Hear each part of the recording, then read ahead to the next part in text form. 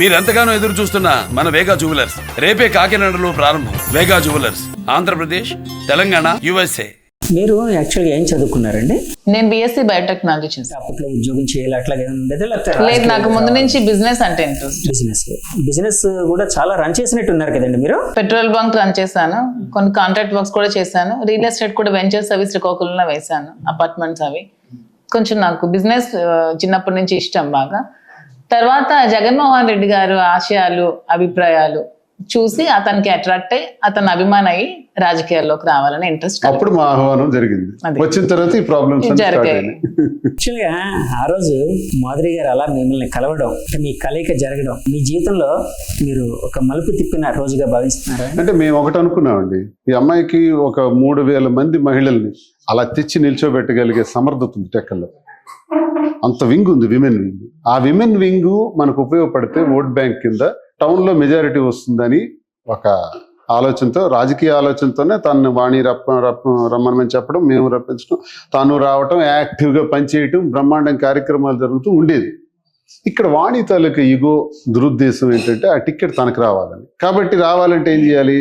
మాధురికి శ్రీనికి సంబంధం ఉందని ప్రొజెక్ట్ చేయాలి. ఆ ప్రొజెక్ట్ చేసే దానిలో భాగంగా నిజంగా మాధురికి శ్రీనివాస్కి సంబంధం ఉంటే ఒక భార్యగా 4 గోళ్ల మధ్య అడగాలి, నన్ను నిలదీయాలి, తప్పని చెప్పాలి, లేదంటే పెద్ద మనుషులకి కుటుంబ సభ్యులకి చెప్పాలి, లేదనుకుంటే కోర్టులకు పోవాలి. ఇదేది లేకుండా కార్యకర్తలకి, ప్రజలకి, అధిష్టానానికి చెప్పి ఆ టికెట్ అక్కడికి వెళ్ళి నా భర్త ఇలా చేశాడు అంటే ట్రీట్మెంట్ వేరే రకంగా ఉంటుంది, న్యాయం చేయడానికి ప్రయత్నిస్తారు ఎవరైనా సరే. నాకు టికెట్ ఇవ్వండి అని అడుగుతుంది. అక్కడికి వెళ్ళి టికెట్ ఇవ్వండి అంటే ఇది ఏంటిది? భర్త కావాలా, టికెట్ కావాలా? మీ భార్య గారికి అంటే వాణి గారికి కూడా రాజకీయపరమైన ఆకాంక్ష ఏదైనా ఉందా? ఎక్కువ ఇగో ఆమెకి ఏంటంటేనండి, వ్యాపారాలు నా బాగు ఉంటే అవి తన పేరున ఉండాలి, రాజకీయంగా నేను బాగులేనప్పుడు తనకు వద్దు, పోరాటాలు చేసినప్పుడు వద్దు. కాదు సార్, భార్యాభర్తలు ఇద్దరును ఎవరున్నా కూడా సాక్రిఫైస్ అనేవి ఉంటాయి కదండి భార్యాభర్తల విషయంలోని.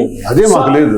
అది ఎందుకు తప్పింది అంటారు సార్? ముందు నుంచి ఆమె ఒక ఈగోయిస్టిక్ సార్, ఎలాగైనా అన్ని తనకే ఉండాలన్నటువంటి ఈగోయిజంతో 1% కూడా ప్రేమ లేదు. ఎంతసేపు తనకి అవకాశాల కోసం ఎదురు చూడటం.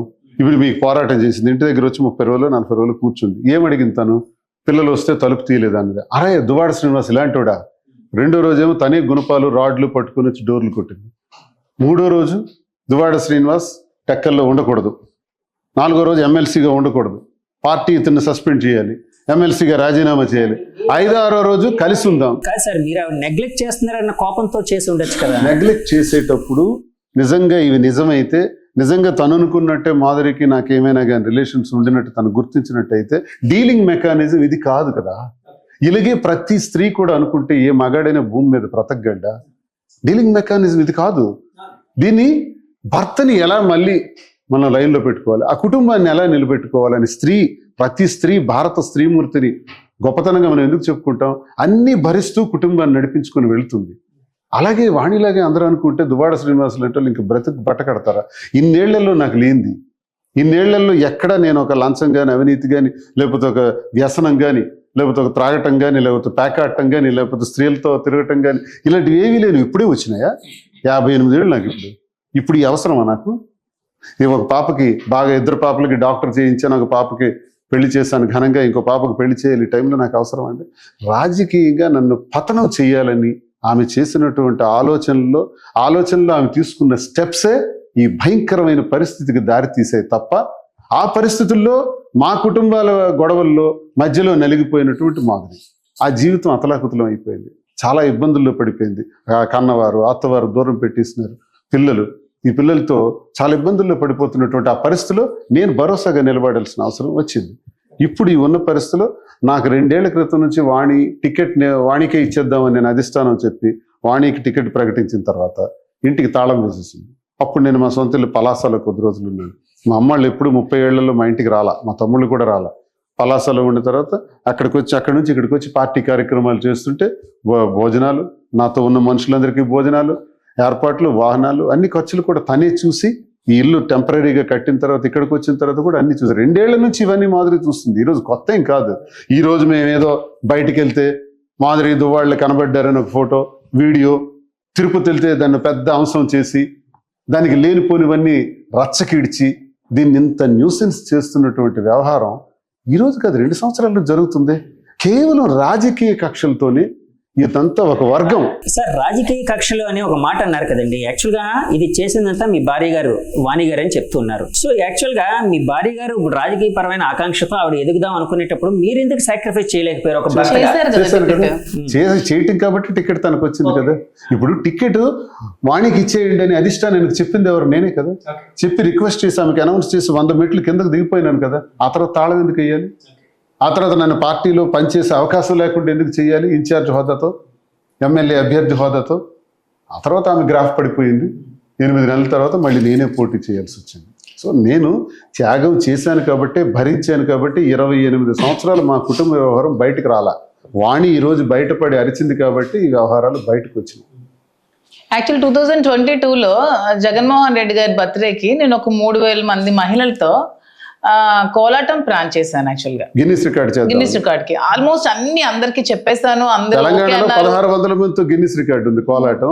జగన్ గారు పుట్టిన సారీస్ అవి కొన్నాను, అందరికి ఇచ్చేసాను. కోలాటం ట్రిక్స్ అంతా జగన్ అన్న బర్త్డే రోజు జగన్మోహన్ రెడ్డి గారి సాంగ్ పెట్టి చేయడానికి చాలా పెద్ద ప్లాన్ చేస్తే అదంతా కూడా ఆపేసి చేయనివ్వకుండా, అట్లీస్ట్ గ్రౌండ్ పర్మిషన్ కూడా రానివ్వకుండా చాలా చేసింది ఆవిడ. సో ఎందుకు చేసింది అంటే రాజకీయంగా నేను ఎదిగిపోతాననే ఆలోచన కుట్ర అయి ఉండొచ్చు. చాలా పెద్ద ఇష్యూ చేసింది. అసలు చాలా పెద్ద ప్రోగ్రామ్ ప్లాన్ చేశారు. ఆ గొడవ మీతో పెట్టి ఆపించేశారు. ఈవెన్ శ్రీనివాస్ గారు కూడా అప్పుడు సపోర్ట్ చేయలేదు, నాకు పర్మిషన్స్ కూడా నాకు ఇవ్వలేదు, అందరికీ చెప్పేశాను. శ్రీనివాస్ గారు ఎప్పటి నుంచి మిమ్మల్ని సపోర్ట్ చేయడం ప్రారంభించారు?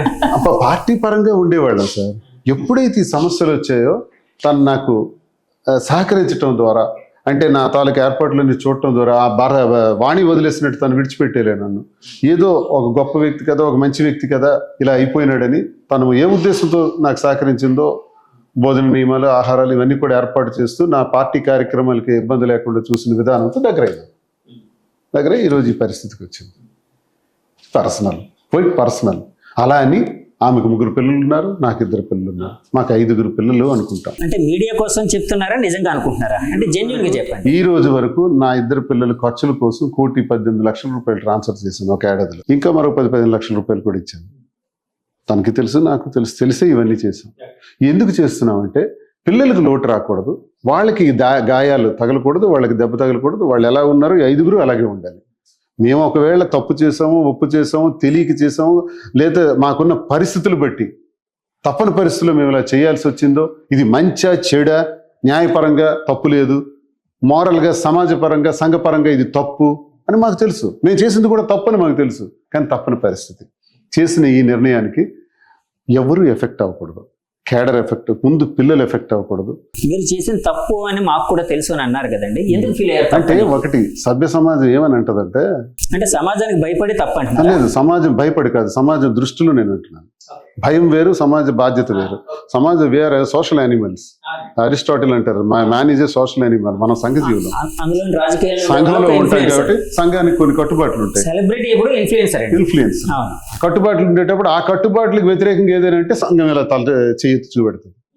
చెయ్యెత్తి చూపెట్టేటప్పుడు సంఘం ఇది ఒప్పు, ఇది తప్పు అని చెబుతుంటది. ఆ చెప్పేదానిలో కొన్ని తీర్మానాలు చేసుకుంటుంది సంఘం. మనిషి అంటే ఇలా ఉండాలని. ఆ తీర్మానాల్లో ఇప్పుడు మహాభారతం నడుస్తున్నటువంటి కాలంలో బహుభర్తృత్వం ఉండేది. ఒక స్త్రీకి కనీసం 100 మంది భర్తలు ఉండేవారు మహాభారత కాలంలో. ఒకే భర్తతో ఉండే స్థితికి వచ్చింది. తర్వాత బహుభార్యత్వం కూడా వచ్చింది. రామాయణంలో ఏకపత్ని వ్రతం కూడా ఉంది కదా. అదే త్రేతాయుగానికి ఏకపత్ని వ్రతమే ఉండేది. ద్వాపర యుగం వచ్చినప్పటికీ విపరీతంగా భర్తలు ఉండే పరిస్థితికి వచ్చింది. ఒక స్త్రీకే భర్తలు ఎక్కువ, ఒక పురుషుడికే భార్యలు ఎక్కువ. బహుభార్యత్వం, బహుభర్తృత్వం, ఈ 2 సొసైటీలో వచ్చాయి. అప్పుడు సంఘం ఉంది, ఇప్పుడు సంఘం ఉంది. సంఘంలో కట్టుబాట్లు రాను రాను రాను మారుతూ ఉంటాయి. మారిన దాన్ని బట్టి ఇప్పుడు సంఘానికి కొన్ని కట్టుబాట్లు ఉంటాయి. ఆ కట్టుబాట్ల దృష్టిలో ఇది తప్పు అని సంఘం ఎత్తి చూపెట్టేటప్పుడు, అందుకే న్యాయస్థానంలో కూడా 2018లోనే జస్టిస్ చంద్రచూడ్ గారు అనుకుంటున్నారు ఈ విషయంలో, women is not the property of man, man is not the property of women. అంటే స్త్రీ అనేది ఒక ఆస్తి కాదు, ఆమె కొంత స్వేచ్ఛ ఉంది. ఆ స్వేచ్ఛలో ఆమె ఎలా అయినా ఉండొచ్చు. ఆమె తీసుకున్నటువంటి నిర్ణయానికి 497 ద్వారా శిక్షలు వేయటానికి లేదని ఇది లీగలైజ్ చేసింది. అంత మాత్రాన న్యాయపరంగా ఇది లీగలైజ్ అయినప్పుడు కూడా, తప్పు నేరం కాకపోయినప్పుడు కూడా, సంఘపరంగా మోరల్గా ఇది తప్పు అని సమాజం అంటది. ఒకవేళ సమాజం అలా అనేటప్పుడు తప్పే. కానీ తప్ప ఎందుకు చేశారు?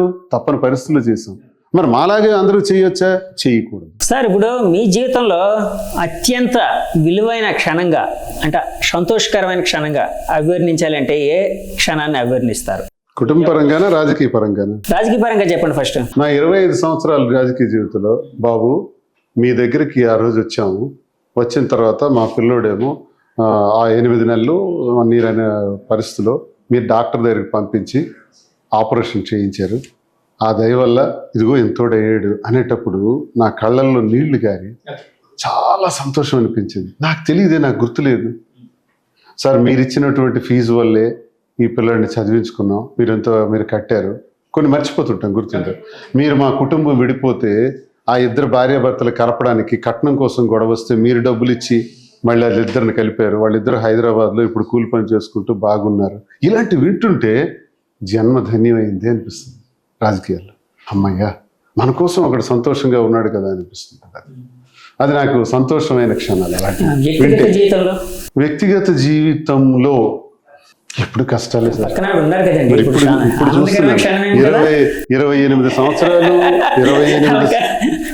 28 సంవత్సరాలు కూడా ఇది లేదు. పిల్లలు ఇద్దరు డాక్టర్స్ అయ్యారన్న విషయం ఒకటి సంతోషం కలిగించింది.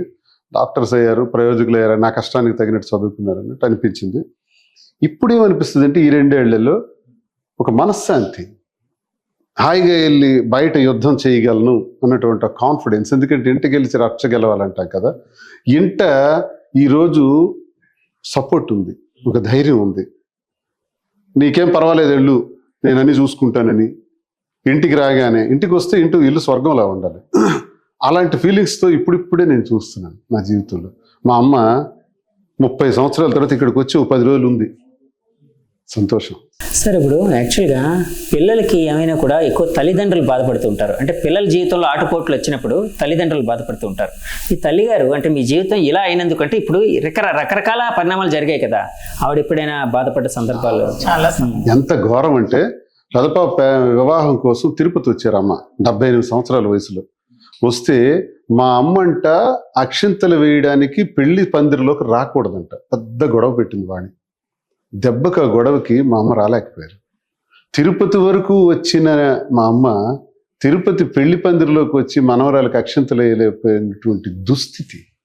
చాలా బాధాకరమైన సందర్భాలు. ఒక్క క్షణం కూడా, ఒక రోజు కూడా ఆ ఇంట్లో వచ్చి ఉండలా. ఇక్కడికి వచ్చి మాత్రం 10 రోజులు ఉంది. తల్లిని మొదటిసారి నా ఇంట్లో నేను చూసుకోగలిగాను. మాధురి గారిని ఇప్పుడు మీ అమ్మగారు కోడలుగా స్వీకరించారు అనుకోవచ్చా? నా ఇష్టాన్ని ఆవిడ ఎప్పుడు కాదండి. నా శ్రీనిబాబు ఏది చేస్తే అదే నాకు ఇష్టం. అంటే మీకు ఇంకా మ్యారేజ్ మ్యారేజ్ కాలేదు. శ్రీని ఇప్పుడు సంతోషంగా ఉన్నాడు, శ్రీని గురించి నేను ఆలోచించక్కర్లేదన్న భావనలో మా అమ్మాయితో ఉంది.